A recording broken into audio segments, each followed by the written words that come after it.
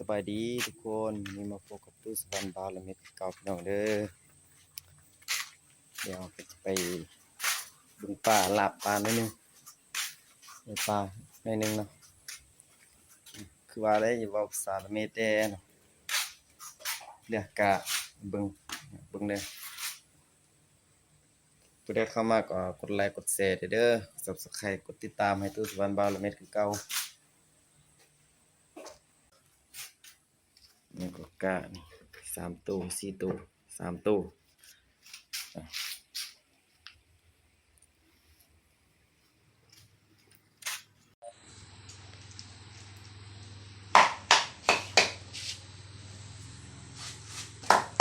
ปลาละปลาพี่น้อง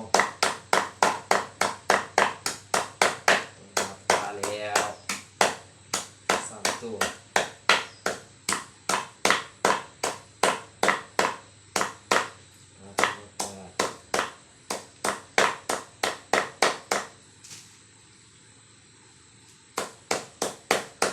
สะกะเดือดกะ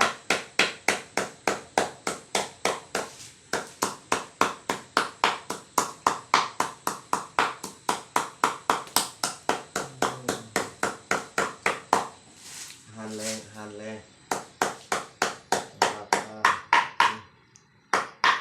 น้อยกับกินน้อย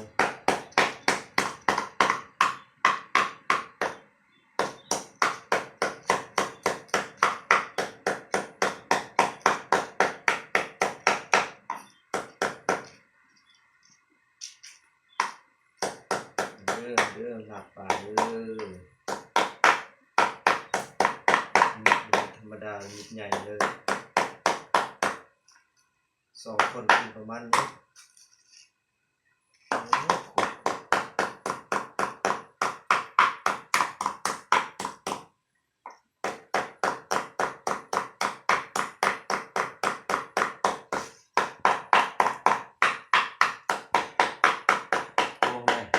อีก1 นาที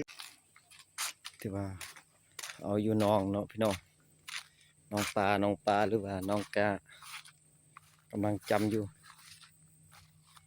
มีหมักพริกต้นหมักเพชรนะพี่น้องต้นหมักเพชรมีต้นหมักเพชรต้นลำไยได้ยังน้อยอยู่ป่ามีป่าน้อยซื่อนี่พี่น้อง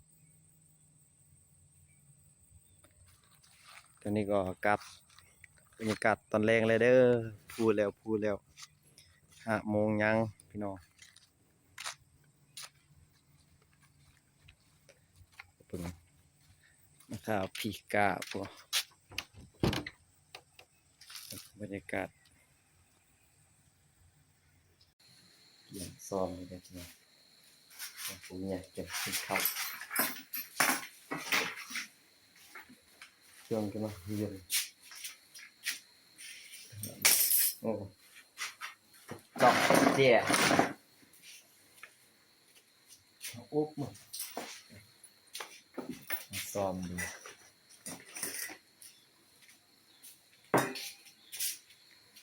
ซ้อมทีเดอร์ซ้อม